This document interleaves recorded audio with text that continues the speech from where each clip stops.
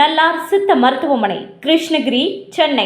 255 அன்னை திருமண சீர்வரிசை பொருட்கள் 1,29,000 மட்டுமே. தமிழகம் முழுவதும் இலவச டோர் டெலிவரியும் உண்டு. உங்கள் Annai stores and furniture, Guduvancheri, Kallakurichi மற்றும் திருவண்ணாமலை. அறத்தின் வழி நின்று வழிபடுத்த இனத்திற்கான ஒரு ஊடகம் வள்ளுவம்.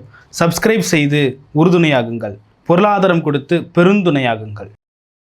வள்ளுவம் நேயர்களுக்கு வணக்கம். அரசியல் பேசு நிகழ்ச்சிக்கு உங்களை வரவேற்பதில் மகிழ்ச்சி. என்று நம்மோடு இணைந்திருக்கிறார் மூத்த பத்திரிகையாளர் திரு திருசத்தி சுந்தரராமன் அவர்கள். சார் வணக்கம்.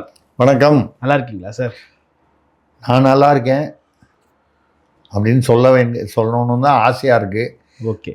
ஆனால் தமிழ்நாட்டுடைய நிலைமையை நினச்சாதான், தமிழ்நாட்டு மக்கள் வாக்காளர்கள் நிலைமையை நினச்சாதான் நம்ம நல்லா இல்லையோன்னு தோணுது.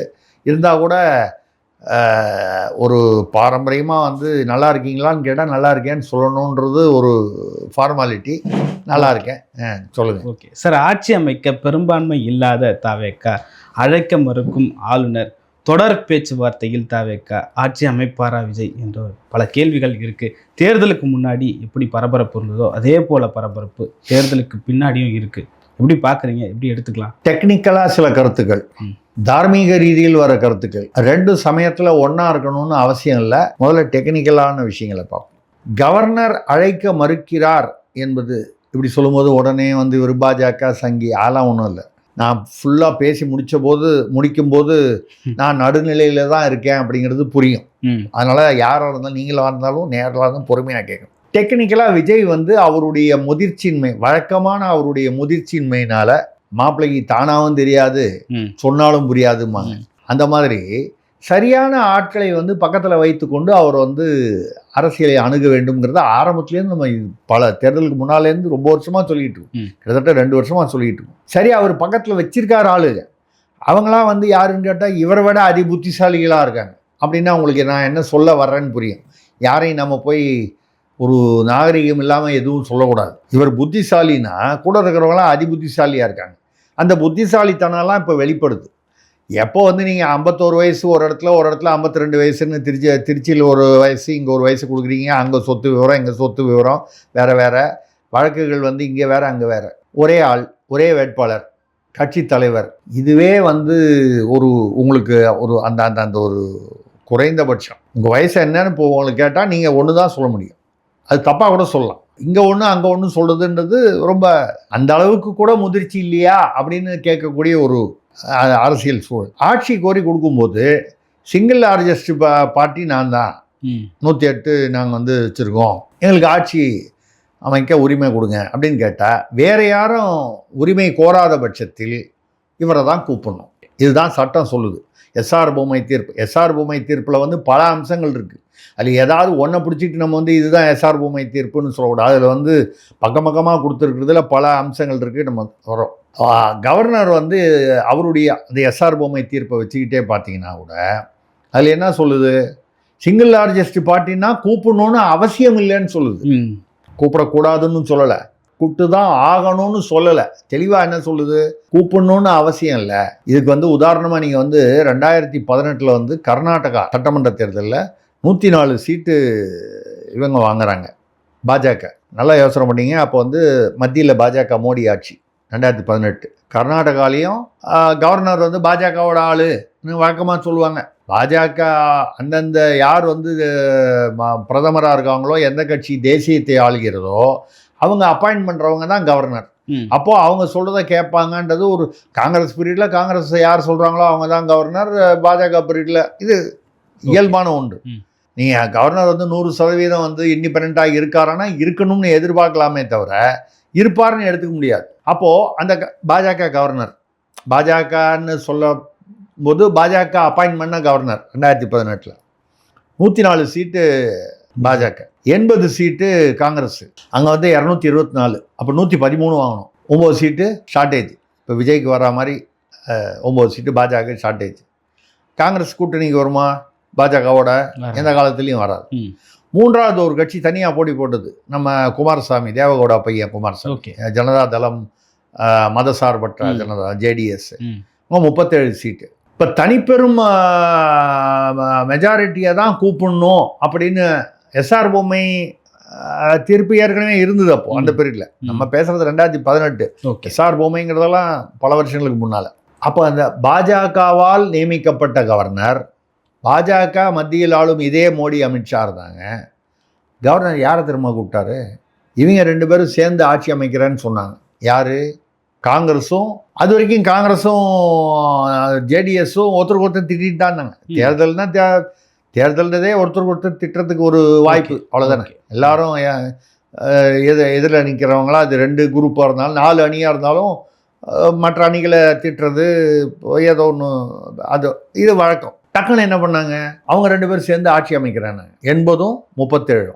அதுவும் எப்போ சிங்கிள் லார்ஜஸ்ட் பார்ட்டின்னு அவரை கூப்பிடல, இவங்க 2 பேரும் சேர்ந்து ஆட்சி அமைச்சாங்க. அதுக்கப்புறம் என்ன ஆச்சு, அதுக்கப்புறம் குமாரசாமி அதுலேருந்து பிரிஞ்சு மறுபடியும் ஆட்சிக்கு வந்து ஏதோ பின்னால் நடந்ததெல்லாம் வேற. அப்போ சிங்கிள் லார்ஜஸ்ட் பார்ட்டினா கூப்பிட்டு தான் ஆகணுன்ற கட்டாயம் இல்லை அப்படின்னு எது சொல்லுது? அதே எஸ்ஆர் பொம்மை தீர்ப்பு சொல்லுது. இந்த எஸ்ஆர் பொம்மை வழக்கில் தீர்ப்பில் என்ன சொல்லுதுன்னா, முதல்ல கவர்னர் வந்து ப்ரீபோல் அலையன்ஸ், தேர்தலுக்கு முன்னால் உள்ள கூட்டணி, அவங்களுக்கு போதிய மெஜாரிட்டி இருக்கா? இப்போ போதிய மெஜாரிட்டி இவர் தனியாக தான் நின்னார், விஜய்க்கு போதிய மெஜாரிட்டி. அது ப்ரீபோல் அலையன்ஸ் இல்லை. போஸ்ட் போல் அலையன்ஸ், தேர்தலுக்கு பின்னால் உள்ள கூட்டணி. நீங்கள் அது முன்னால் வந்து இப்போ மகாராஷ்டிராவில் வந்து உத்தவ் தாக்கரேவும் பாஜகவும் ஒன்றா நின்னாங்க, ஜெயிச்சாங்க. ஆனால் யார் முதலமைச்சர்னு தகராறு வரும்போது டக்குன்னு திடீர்னு என்ன பண்ணார், எதிரில் இருக்கிற காங்கிரஸையும் சரத்பவார் கட்சியும் கூப்பிட்டு ஒரே நாளில் முதல் நாள் வரைக்கும் திட்டிகிட்டு இருந்தவங்க மறுநாளைக்கு ஒன்றாயிட்டாங்க, அவங்க ஆட்சி அமைச்சிட்டாங்க. அதுக்கப்புறம் அமித்ஷா என்ன பண்ணார், ஏக்நாத் ஷிண்டேவை அங்கேருந்து தூக்கிட்டு வந்து தனியாக அமைச்சு ஆட்சி அது கலைஞ்சு போய் இவங்க ஆட்சி அமைச்சது. இதெல்லாம் அரசியல் என்ன சொல்லுது, என்ன சொல்லுது, விளையாட்டுகள். இந்த விளையாட்டுகள் சரியா இல்லையான்றதை விட இப்படி தான் அரசியல் இருக்கும், எந்த கட்சியாக இருந்தாலும். இதில் வந்து பாஜக அல்ல காங்கிரஸ் எதுவுமே விதிவிலக்கு இல்லை. இப்போ காங்கிரஸ் வந்து இவ்வளோ நாளாக வந்து திமுக பக்கம் இருந்துட்டு யூபிஆர்எஸ் எல்லாம் இருந்தது, அன்றைக்கெலாம் முட்டு கொடுக்கறதுக்கு திமுக வேண்டி இருந்தது. பல விஷயங்களில் வந்து இப்போ கூட 2 மாதம் முன்னால் கூட கிறிஸ்டோபர் திலகன்னு ராஜ்யசபா எம்பி ஆகினாங்க. அதை விட்டுட்டு திடீர்னு ஒரு முடிவு எடுக்கலையா? ஸோ அரசியலில் துரோகம் என்பது வந்து அந்த ஆத்துக்கு வந்து அர்த்தமே இல்லை. அதுவும் காங்கிரஸுக்கு குறிப்பாக, அதுவும் காங்கிரஸில்.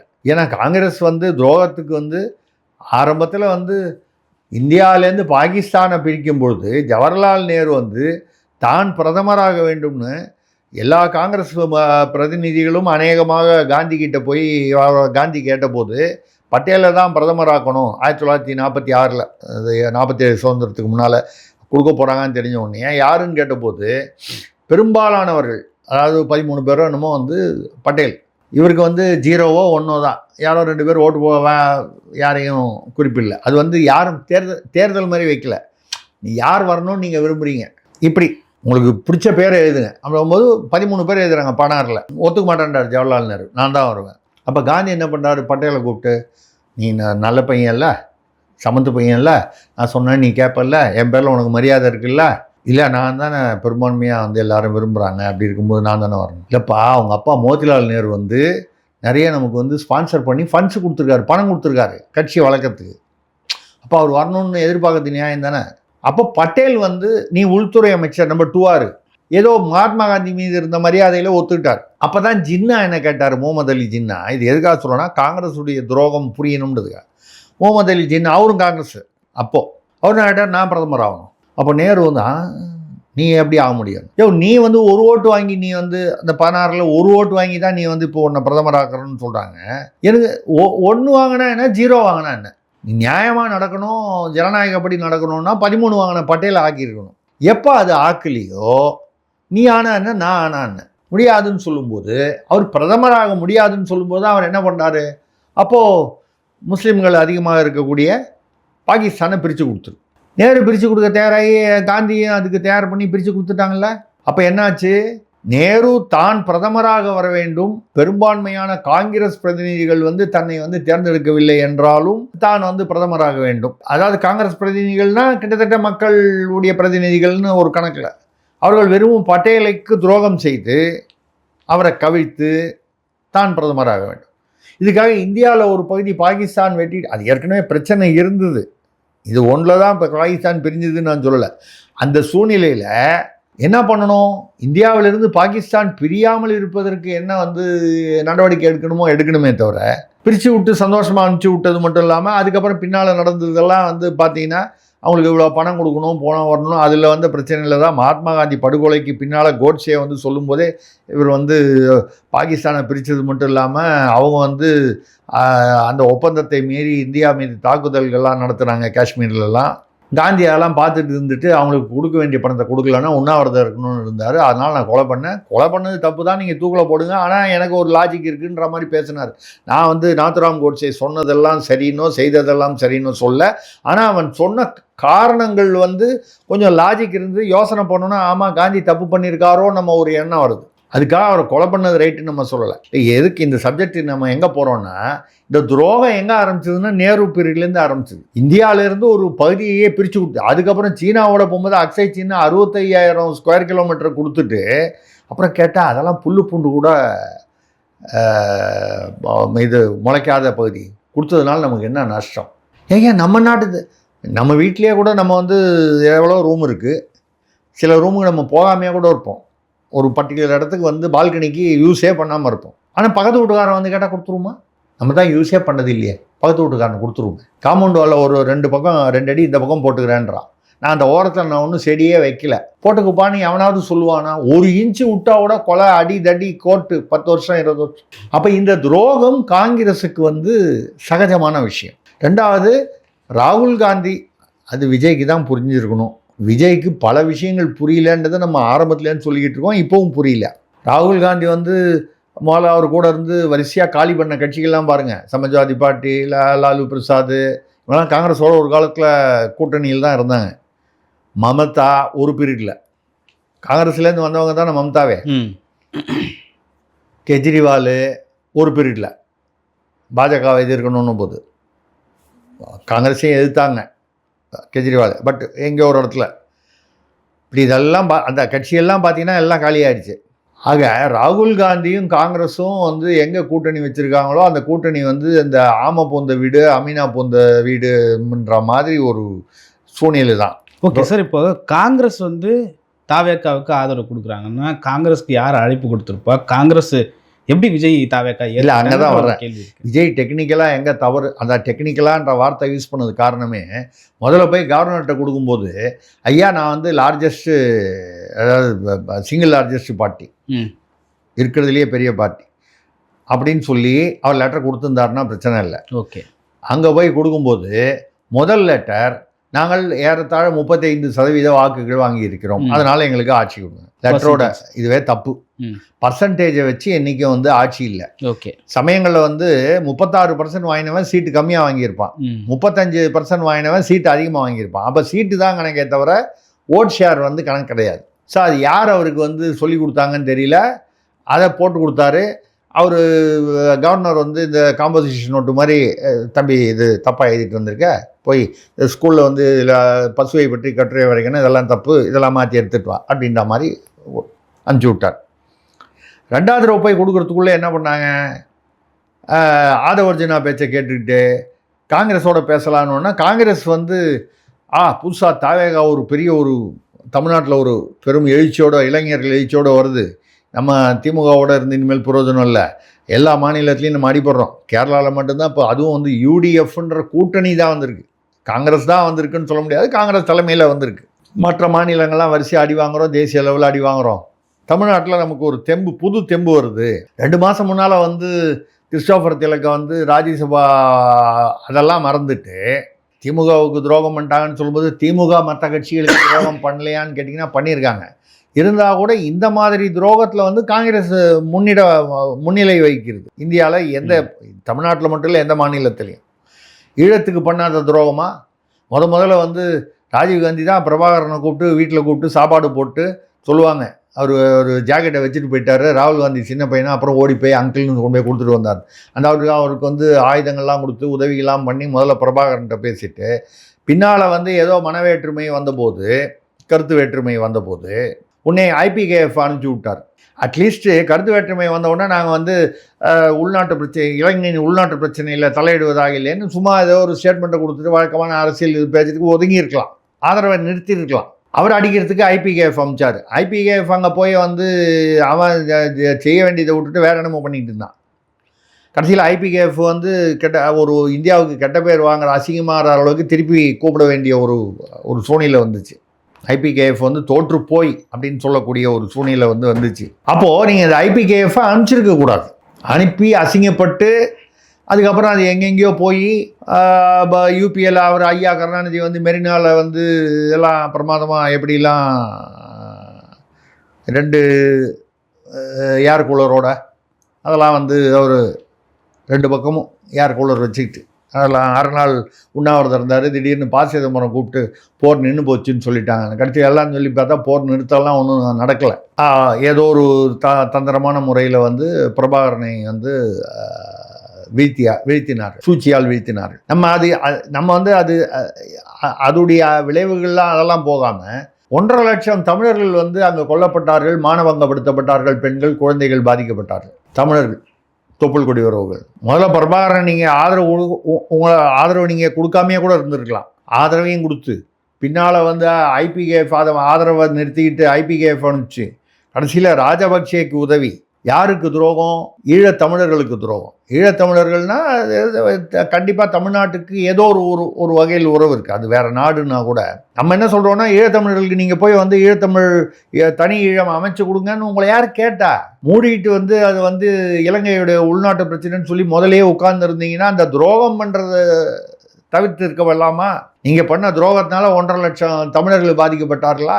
அதுக்கப்புறம் வந்து விடுதலை புலிகளோ இல்லை அங்கே உள்ள மற்ற இயக்கங்களோ அங்கே ஜெயிக்கிறாங்க தோக்குறாங்க, அது அந்த உள்நாட்டு பிரச்சனையாக இருந்திருக்கும். இப்போது நம்ம வந்து என்னென்னா இவர் டெக்னிக்கலாக இதை வந்து எழுதி கொடுத்தாரா, அவசரமாக காங்கிரஸ் 5 பேர் கூட்டணின்னு சொல்லி அந்த லெட்டரை கொண்டு போய் கொடுத்துட்டார்.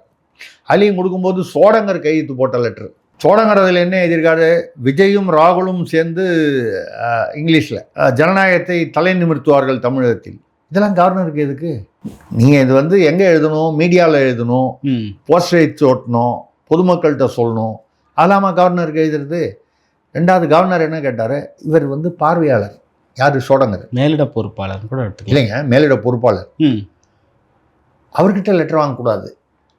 இந்த 5 எம்எல்ஏ ஜெயிச்சானே அவங்ககிட்ட லெட்டர் வாங்க. சார், ஆனால் அதில் அட்டாச் பண்ணிட்டு இருந்ததா தகவல்கள் சொல்கிறேன். இல்லைங்க, முதல்ல அப்படி தான் அந்த லெட்டர் கொண்டு போய் கொடுத்து 5 பேர் லெட்டர் இல்லைன்னு சொல்லி அதுக்கப்புறம் சப்சிக்வெண்ட்டாக வாங்கி கொடுத்துருக்காங்க. நான் கொடுக்கலன்னு சொல்லலை. இது ஒரு முறையும் தப்பாக கொண்டு போய் கொடுத்து கவர்னர் வந்து இல்லை இப்படி இல்லைன்னு சொல்லி திருப்பி அமிச்சு மறுபடியும் கொண்டு போய் ரைட். இவங்களுக்காக கேரளா பயணத்தை வேற ரத்து பண்ணி வெயிட் பண்ணிட்டு இருந்தார் சார். யாரு? ஆளுநர். ஆமாம், அது ஒன்று.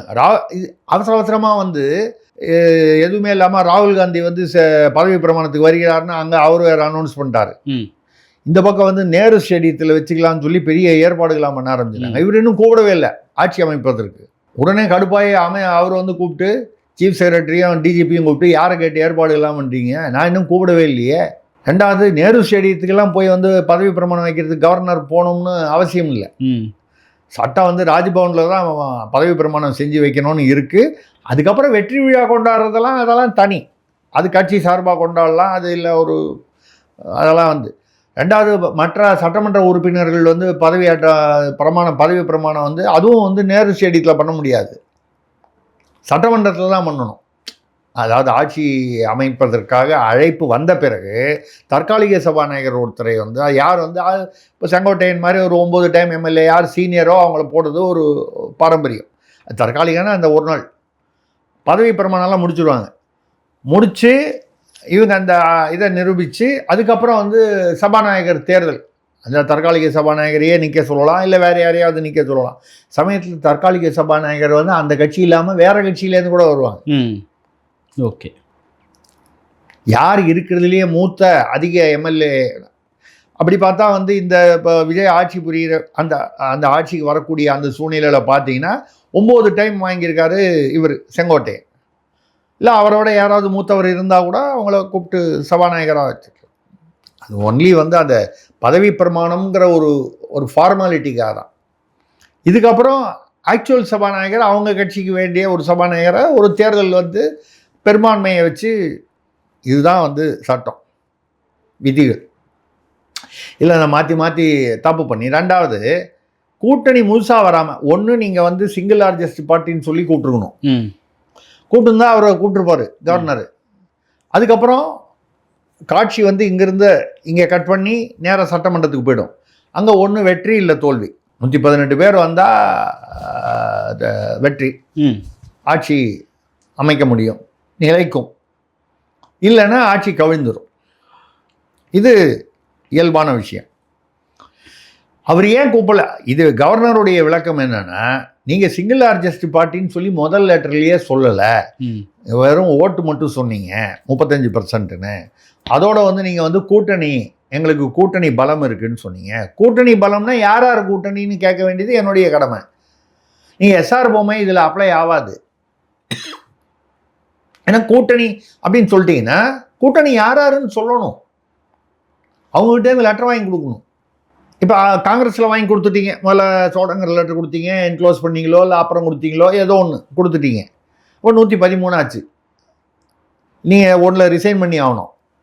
திருச்சி கிழக்கில் ரிசைன் பண்ண போகிறாருன்னா அப்போ ஒன்று குறையுது, கணக்கில் 6 இடிக்குது. இல்லை அமமுகலேருந்து ஒருத்தர் வந்து ஏதோ இவங்களுக்கு மாறுறாரு, அமமுகவில் ஜெயிச்ச அந்த எங்கேயோ ஒரு ஜெயிச்சவர் வந்து அவர் வந்து மாறுறாரு சார். ஆனால் ஒரு தகவல் தான் இப்போ இபிஎஸ் அதை சொல்லியிருக்காரு, எங்களோட நிலைப்பாடு தான் அமமுகவோட நிலைப்பாடுன்னு சொல்லியிருக்காரு. இல்லை அவர் மாற போகிறாருன்னு சொன்னாங்களே தவிர மாறினதா தெரியல. ஸோ அப்போ அதை கணக்கில் எடுக்க முடியாது சார். இதுக்கு இடையில என்ன நடந்ததுன்னு பார்த்தீங்கன்னா, தாவேக தலைவர் விஜய் அவர்களுக்கு கொடுக்கப்பட்ட அந்த கான்வே பாதுகாப்பு, அது வந்து விஜய்க்கு கொடுக்கப்பட்ட உயர்மட்ட பாதுகாப்பு அவர்கிட்ட வந்து வாபஸ் வாங்கிட்டாங்க. முன்னாள் முதல்வர் ஸ்டாலின் அவர்களுக்கே அந்த பாதுகாப்பு இப்போ கொடுத்துருக்காங்க. இல்லை, அது ஒரே குழப்பமாக நடந்துகிட்டு இருக்கு. அது ஏன் தெரியல. இதே மாதிரி உதயநிதி ஸ்டாலின் அவர்களுடைய பாதுகாப்பு விளக்கப்பட்டது. நேற்று ராத்திரி மறுபடியும் அந்த பாதுகாப்பை கொடுத்துருக்காங்க. என்னை பொறுத்த வரைக்கும் ஏன் விளக்கணும், ஏன் மறுபடியும் கொடுக்கணும்னு நான் பொதுவாக பேசுகிறேன். உதயநிதிக்காக ஒரு ரூலு, விஜய்க்காக ஒரு ரூலுன்னு சொல்ல.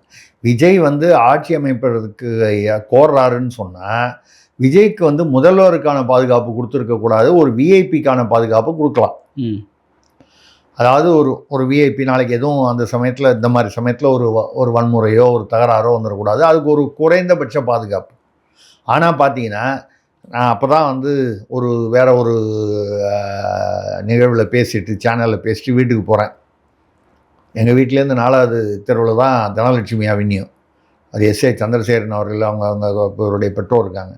அவங்ககிட்ட இது வாங்கிறதுக்காக ஆசீர்வாதம் வாங்குறது. இவ்வளோ நடுவில் வந்து எங்கேயோ அவங்க பார்க்கும்போது அவங்கள கை கூட கொடுக்காம அவங்கள கவனிக்காமல் போனார். சரிட்டு ஏதோ அவங்களுக்குள்ளே ஒத்து போயிட்டாங்க. ஒரு குடும்பம் வந்து பிரிஞ்ச போது அதை பார்த்து சந்தோஷப்படுறது நாகரிகம் இல்லை. திருப்பி சேர்ந்த போது சேருது அப்படின்னால் செயற்கையாக இல்லாமல் இயற்கையாக சேர்ந்தால் சரி. இல்லை அரசியலுக்காக சும்மா ஸ்டண்ட் அடிச்சிருந்தாருன்னா ஒன்றும் பண்ண முடியாது.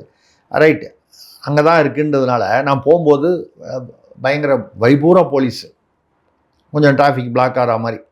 பெருசாக அளவுக்கு பிளாக் ஆகலை, ஓரளவுக்கு போனோம். ஆனால் வைபூரா போலீஸ், அவ்வளவு போலீஸ் பாதுகாப்பு சமீபத்தில் தேர்தல் போது கூட பார்க்கல, தேர்தல் அன்னைக்கு கூட பார்க்கல. திடீர்னு அப்படி கொடுத்துட்டு அப்புறம் பார்த்தீங்கன்னா அவர் ஆட்சி அமைக்கலைன்னு அதை விட்ரா பண்ணிட்டாங்க.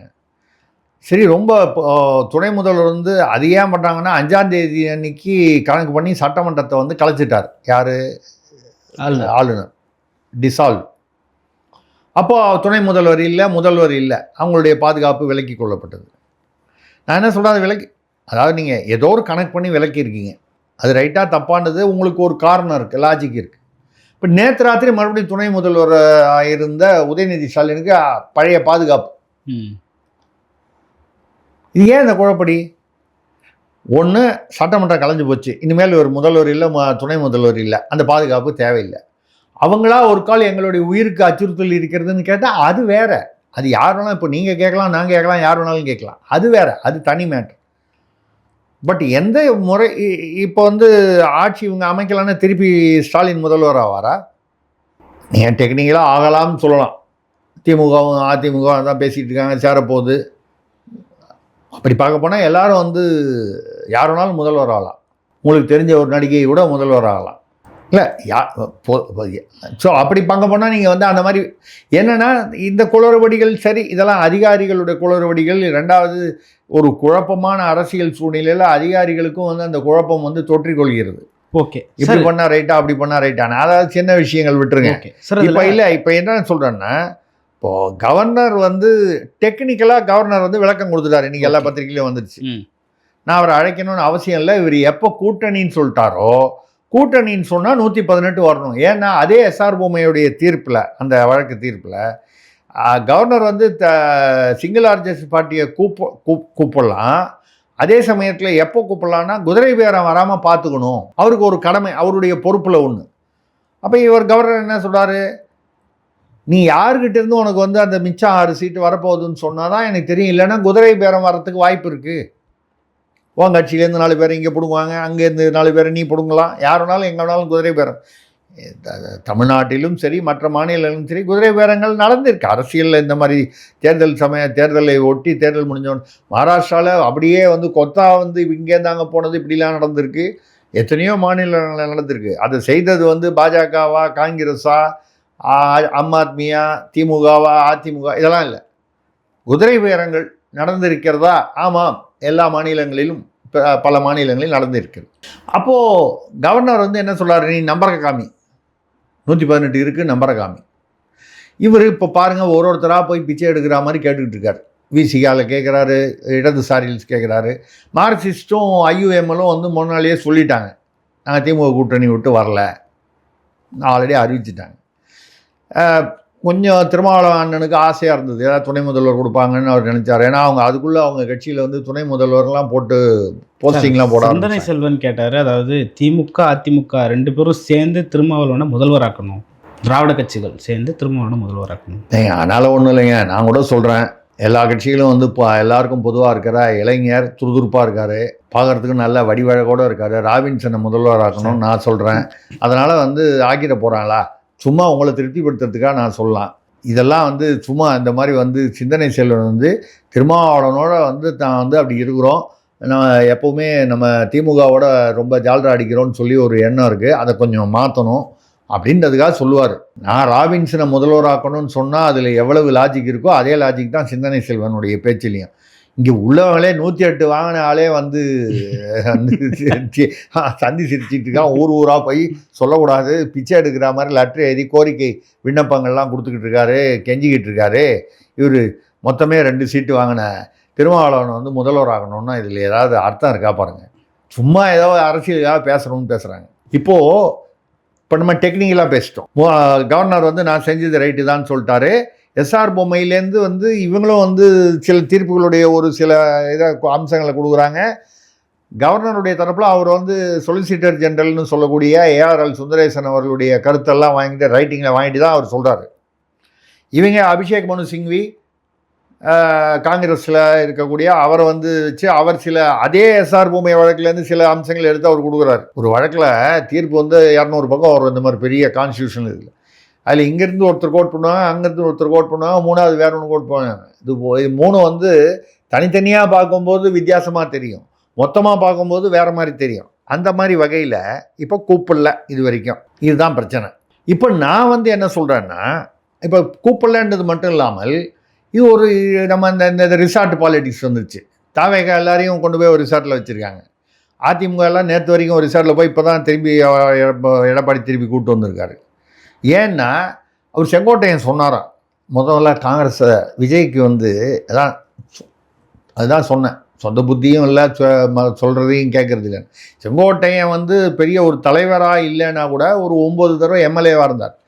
காங்கிரஸை டப்புன்னு நம்ம வந்து உள்ளே இழுக்க வேணாம், அதனால் சிக்கல்கள் வரும்.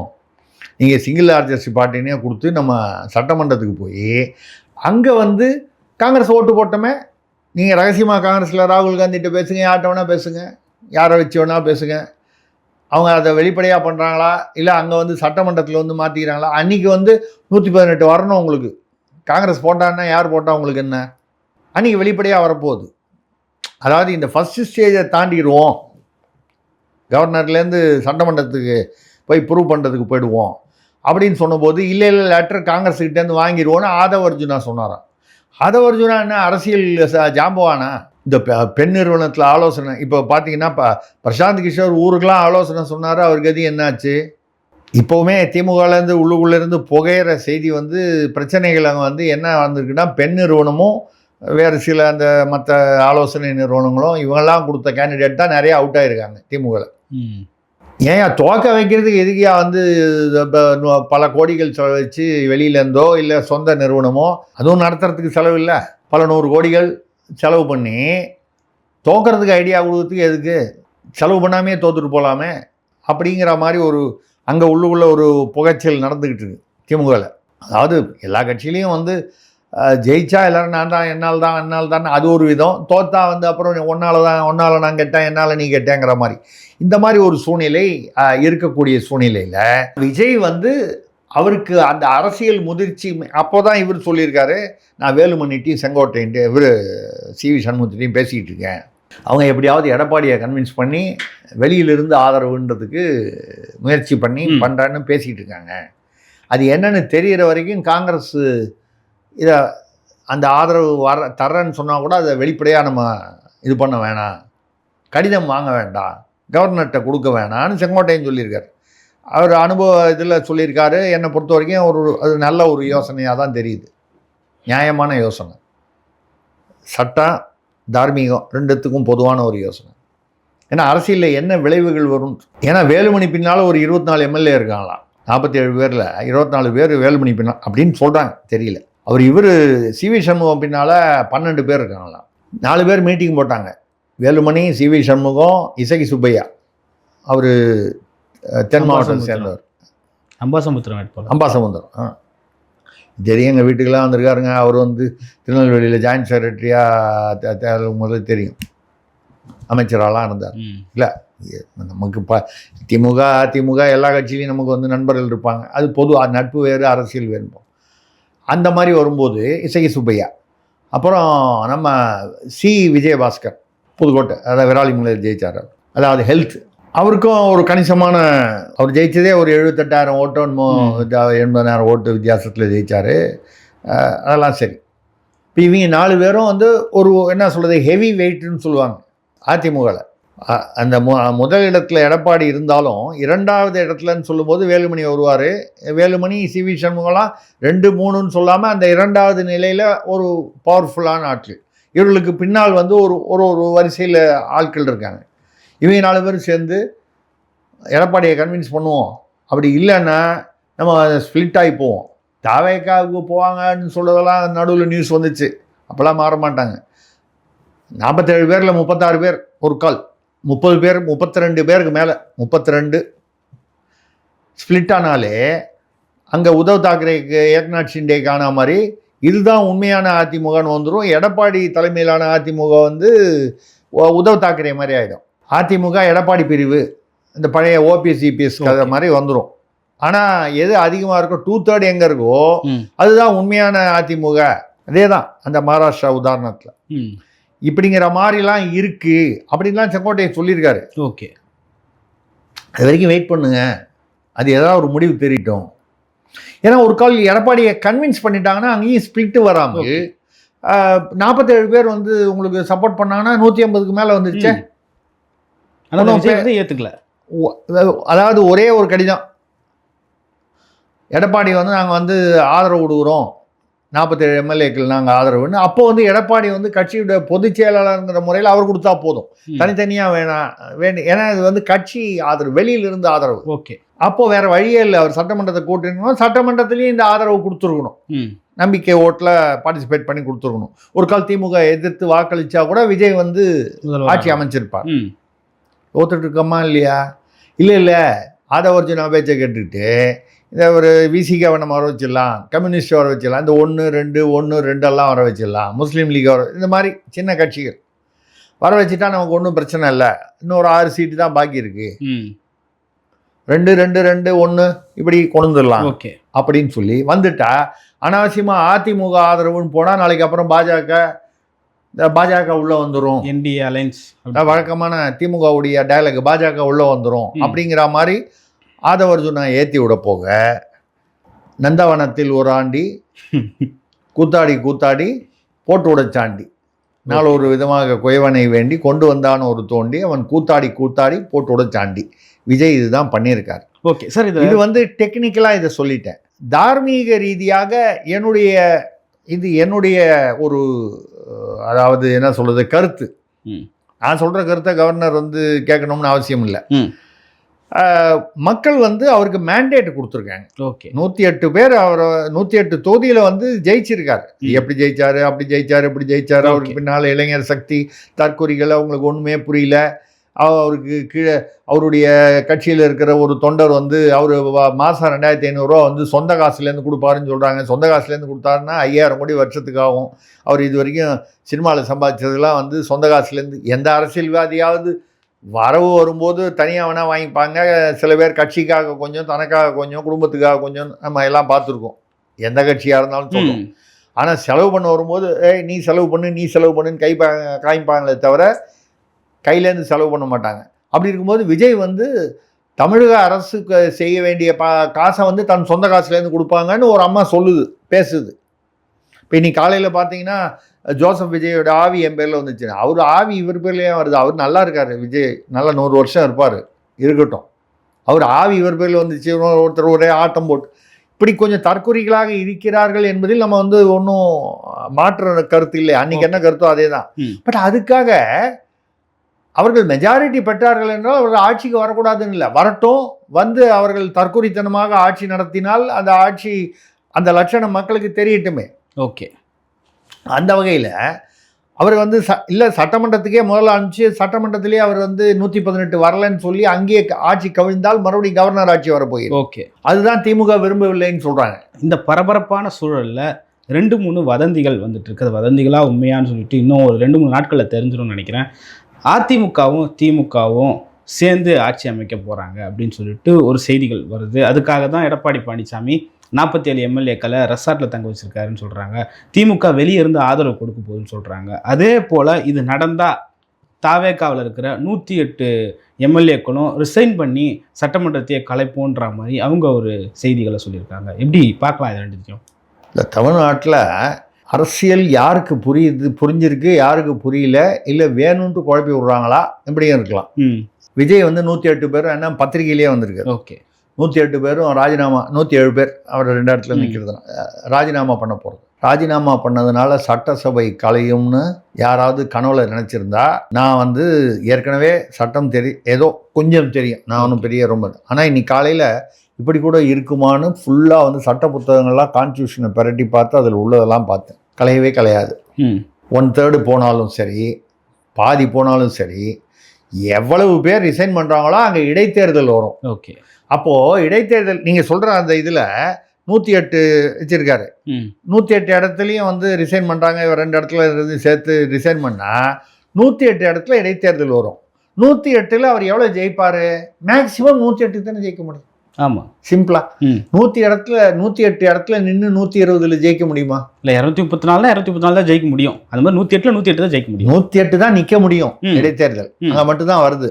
இந்த 108ல் நின்னா 110 ஜெயிக்க முடியுமா? 120 ஜெயிக்க முடியுமா? முடியாது. 108 ஜெயிக்கலாம், அல்லது 108க்கு குறைவாகவும் ஜெயிக்கலாம். குறைவாக ஜெயிக்கிறதுக்கு அதிக வாய்ப்புகள் இருக்குது. இல்லை, நான் யதார்த்தமாக ஒரு கணக்கு குறைவாக ஜெயிக்கிறதுக்கு அன்றைக்கி ஓட்டு போட்டவங்க என்னையா இருந்தாலும் ஒன்றும் சரியில்லை, ஏதோ ஒரு காரணமாக இன்றைக்கி வந்து மாற்றி போடலாம். அப்போ மேக்சிமம் வாங்கினா 108 தான் வாங்க முடியும். அப்போ மறுபடியும் நீங்கள் இதே நிலைக்கு தானே வருவீங்க. அப்போ ராஜினாமா பண்ணி இடைத்தேர்தல் வந்து 6 மாதம் வர வரைக்கும் கவர்னர் ஆட்சி வரும். வேறு எந்த கட்சியும் ஆட்சியை கோரவில்லை, ஆட்சியை அமைக்க முடியவில்லை என்றால் கவர்னர் ஆட்சி வரும். இப்போ வந்து சட்டசபை, புது சட்டசபை, அந்த சட்டசபை கலைச்சாச்சு. ஸ்டாலின் முதல்வராக இருந்த சட்டசபை கலைச்சாச்சு. இப்போ சட்டசபை வந்து கலையாது. அப்படி இடைத்தேர்தலே வந்தாலும் எது வந்தாலும் சஸ்பெண்டட் அனிமேஷன், ஓகே, இடைக்கால நிறுத்தம் தான். டிசால்வ் பண்ணுறதுக்கு கவர்னருக்கே அதிகாரம் கிடையாது. ஓகே, சஸ்பெண்ட் ஆயிருக்கும். மறுபடியும் இப்போ அவர் 2வது டைம் லிமிட்லாம் இல்லை விஜய்க்கு. இப்போ 108 வாங்கினார்ல, அடுத்த 6 மாதத்துக்குள்ளே எப்போ வேணாலும் அவர் போய் 118 இருக்குது அப்படின்னு சொல்லி கவர்னர் ஆட்சியே இருந்தால் கூட அவர் 118 நம்பர் காமிச்சு அதை ப்ரூவ் பண்ணார்னா அவருக்கு வந்து கொடுத்து தான் ஆகணும். சட்டசபையை கலைக்கிறதுக்கு இந்த புதிய சட்டசபை அமையக்கூடிய சட்டசபையை வந்து இல்லைன்னு சொல்லி தேர்தல் வரணும்னா இப்போ இல்லை. அது இந்த சூழ்நிலையில் வருவதற்கு சட்டத்தில் இடமில்லை. அப்போ 108 அவர் ராஜினாமா பண்ணுறேன்னு சொன்னால் அது வந்து மறுபடியும் ஒரு முட்டாள்தனம். ஓகே, யாரோ தவறாக அவருக்கு ஆலோசனை சொல்கிறார்கள். ஏன்னா நீங்கள் மறுபடியும் 108, மேக்ஸிமம் 108 தான் வரலாம். அதை விட கம்மியாகலாம். நீங்கள் சொன்ன மாதிரி 108 வரலாம். வந்து என்ன பண்ண போகிறீங்க? அதே தானே. பிரயோஜனம் இல்லை. இது ஒரு பக்கம் நீ அது அவுட்டு. அந்த சஜஷன் வந்து அது உண்மையாக அவர் நினைக்கிறாருன்னா அது தவறான சஜஷன், யாரோ ஒரு தப்பாக ஆலோசனை விடுறாங்க. சரி, அடுத்தது இவங்க அதிமுக திமுக ஒன்றா வந்து சேர்ந்து ஒரு ஆட்சி அமைக்க போகிறதா சொல்கிறாங்க. இவர் டிகே சிவங்கோவன் நேற்று பேசும்போது அதிமுகவுக்கு ஆதரவு கொடுக்கணுன்னா கூட ஸ்டாலின் சொன்னால் நாங்கள்லாம் கேட்போன்னாரு. அதுக்கேற்ற மாதிரி அவங்க வந்து தீர்மானம் போடும்போது திடீரென்று அவசர முடிவுகள் எடுக்க வேண்டி வந்தால் ஸ்டாலின் அவர்களுக்கு வந்து தலைவர் என்ற முறையில் வந்து அவருக்கு அதிகாரம் இருக்குன்னு சொல்லி ரெசல்யூஷன்லாம் தீர்மானம்லாம் போட்டிருக்காங்க. அதில் சொல்லும்போது ஒரு இடத்துல அவர் சொல்கிறாரு நாங்கள் வந்து நல்ல ஒரு எதிர்கட்சியாக இருப்போம்னு சொல்கிறாரு. ஒரு இடத்துல இந்த அவசர முடிவு, நல்ல எதிர்கட்சியாக இருப்போம்னு முடிவு பண்ணிட்டீங்கன்னா அப்புறம் வந்து அவசர முடிவு எங்கே வருது? அப்போ அவங்களுக்கு வந்து விஜயை வந்து உட்கார விட்டுறக்கூடாது, முதலமைச்சர் பதவியில் ஆட்சி அமைக்க விடக்கூடாது என்பது திமுக உறுதியாக இருக்கிறது. உள்ளுக்குள்ள வெளியில் வந்து வாழ்த்துக்கள்னு சொல்லுவாங்க, அதெல்லாம் சொல்கிறாங்க. அப்படிங்கிறதெல்லாம் தாண்டி நான் கூட அது தவறுன்னு சொல்லலை. ஓகே சார், ஏன்னா ஒன் டைம் சிஎம்னாலே நம்ம எல்லாரும் முன்னாள் முதல்வர் தான் சொல்ல போகிறோம். இந்த ஒன் டைம் சிஎம்மை அலோவ் பண்ணலாம். மைனாரிட்டி அதான் சொல்கிறேன். மைனாரிட்டினா 2006-11 96 97 சீட் வாங்கிட்டு கலைஞர் அவர்களே வந்து மைனாரிட்டி அரசு வச்சிருந்தார். இதுக்கு முன்னாடி அவர் முதல்வராக இருந்திருக்காரு பல முறை. இல்லைங்க, நான் சொல்கிறேன் மைனாரிட்டி அரசா வெறும் 96 சீட்டு தான் திமுகவில், பாக்கிலாம் கூட்டணியில் இருந்துச்சு. ஓகே, திமுகவுக்கு 96, திமுக கூட்டணி கட்சிகள் இருந்தது. இது இப்போ அப்படி இல்லை. விஜய்க்கு கூட்டணி கட்சிகள் இப்போ 5 தான் வந்திருக்கு, காங்கிரஸ் தான் வந்திருக்கு. இந்த 6 அந்த 6 எங்கே என்ன சொல்லுதுன்னா வருஷத்துக்கு 6 சிலிண்டர் கொடுக்குறேன்னாரு. கடைசியில் எல்லாரும் இப்போ சிலிண்டருக்கு பதிலாக வந்து அவர் வந்து 6 சீட்டு தேடிக்கிட்டு இருக்காரு. சீட்டு கிடைக்காத ஆளு சிலிண்டர் எப்படி கொடுக்க போறாரு? சீப்பு கொடுத்தாலே சிலிண்டர் கொடுத்தாலான்னு ஒரு படத்தில் வரும். அந்த மாதிரி சீட்டு கிடைக்காத ஆளு சிலிண்டர் எப்படி கொடுப்பாரு? இது ஒரு இருக்கு. இப்போ திமுகவும் அதிமுகவும் வந்து இப்போ பார்த்தீங்கன்னா அவர் வந்து எல்லாரையும் ரிசார்ட்லேருந்து திருப்பி கூப்பிட்டாரு. 2-3 நாளில் நல்ல செய்தி சொல்கிறாங்கிறாரு. வெளியில் உலவக்கூடிய டிகே சிலங்கோவன் இப்படி பேசியிருக்காரு. காங்கிரஸை வந்து திமுகலேருந்து கண்ணாமண்ணான்னு திட்டிகிட்டு இருக்காங்க. சனீஸ்வரன் வந்து 22 வருஷமாக எங்களை வந்து பிடிச்சிருந்தது. யார் சொல்கிறா? ஆர்எஸ் பாரதி அவர்கள். எந்த கட்சியிலேருந்து? பகுத்தறிவு கட்சி. இந்த கிரகங்கள், கடவுள் நம்பிக்கை, இதெல்லாம் மூட நம்பிக்கைன்னு சொல்லக்கூடிய திமுகலேருந்து ஓமையாக அதை எடுத்துக்கிறாங்க சார். சரி, ரைட்டு, அது சரி. அப்போ பகுத்தறிவை அப்பப்போ நீங்கள் வந்து அடகு வச்சிருவீங்க. அப்புறம் வந்து கேட்டால் இது பெரியார் மண்ணுன்னுவீங்க. அது பெரியார் மண்ணு கலரை பார்த்தா எனக்கு என்னமோ காவி மாதிரி தெரியுது. இல்லைங்க, இது இப்போ நீங்கள் ஒரு மண்ணில் வந்து ஒரு பானை சட்டி பண்ணி வைக்கிறாங்க, அது என்ன கலர்னு சொல்லுவீங்க? செம்மண் கலருன்னு சொல்லுவீங்க. கோயிலில் போய் பார்த்தீங்கன்னா செம்மண் தான் அரிசியாக பார்த்தீங்கன்னா வெள்ளை செம்மண் கலரு, வெள்ளை செம்மண் கலர் தான் அடிச்சிருப்பாங்க. அந்த மண்ணை போய் பார்த்தாலே ஆன்மீகம் ஒளிருது. இதை போய் வந்து பெரியார் மண், சரி அது ஏதோ ஒரு மண், நம்ம ஒரு மண்ணை இதை செம்மண் அப்படின்னு சொல்லலாம். இங்கே நிறையா செடி வளரும், வளமையான மண். அது களிமண், அங்கே ஒன்றும் வளராது. அதிமுக ஆட்சி அமைக்குது, எடப்பாடி முதல்வர் ஆவார். திமுகலேருந்து ஒரு உதயநிதி அவர்கள் துணை முதல்வர் ஆவார். 12 பேர் அமைச்சர். இப்படின்னு ஒரு ஒரு ஒரு வதந்தி. ஒரு எடப்பாடி முதல்வர், துணை முதல்வர் உதயநிதி. இல்லை, இது வந்து நடக்க போகுதுன்னு நான் சொல்லலை. ஓகே, இப்படி சில செய்திகள் அங்கேயும் இங்கேயும் அடிபட்டுக்கிட்டு இருக்கு. அப்போ நமக்கு ஒன்றும் புரியல. முதல்ல இது எப்படி, இதை மக்கள் எப்படி பார்ப்பார்கள்? நேற்று வரைக்கும் அவர் கொத்தடிமை, பாஜகவின் கொத்தடிமைன்னு இவங்க பேசியிருக்காங்க. அவர் வந்து பாலிடா எல்லாம் பஞ்சு டைலாக் பேசுதுன்னு அவர் பேசியிருக்காரு. அப்புறம் அவர் வந்து கிருஷ்ணகிரியில் பாலியல் வன்முறை பண்ண திமுக நிர்வாகியை பற்றி பேசணுன்னா பதில் இவங்க வந்து பொள்ளாச்சியில் உங்கள் நிர்வாகி என்ன பண்ணார் இப்படி வரைக்கும் பேசிட்டு, இன்றைக்கி நீங்கள் ஒருத்தர் முதல்வர், ஒருத்தர் துணை முதல்வர், அமைச்சர் வந்தால் இது எப்படி சரியாக வரும்? மக்கள் இதை எப்படி பார்ப்பார்கள்? நேற்று வரைக்கும் நீ திருடன், நான் நீ திருடன் இவங்களும், இவங்க திருடன் அவங்களும் சொல்லி இப்படி ஒரு சூழ்நிலையில் இருந்துட்டு இன்றைக்கி திடீர்னு கைகோர்த்தால் மக்கள் இதை எப்படி பார்ப்பார்கள்? தமிழ்நாட்டின் மக்களின் நலன் கருதி இந்த முடிவை எடுக்கிறோம். நீங்கள் வசனம்லாம் பேசுங்க. உங்கள் வசனம்லாம் நாங்கள் பராசக்தி காலத்துலேருந்து பார்த்துட்டோம். வசனம்லாம் பேசுவீங்க. அதை தாண்டி மக்கள் இந்த வசனத்தெல்லாம் தாண்டி தானே 210 எந்த கொம்பனும் எங்களை அசைக்க முடியாது, முத்துவேல் கருணாநிதி ஸ்டாலின் அப்படின்னு சொன்னாரா இல்லையா? 2.0 ஸ்டாலின் தொடரட்டும், திமுக வெல்லட்டும்னு பாட்டு போட்டு காத்தாலேருந்து ராத்திரி வரைக்கும் பாட்டு போட்டு தொல்லை பண்ணீங்களே, என்ன ஆச்சு? நான் வந்து உங்களை கிண்டல் பண்ணலை, குத்தி காமிக்கலை.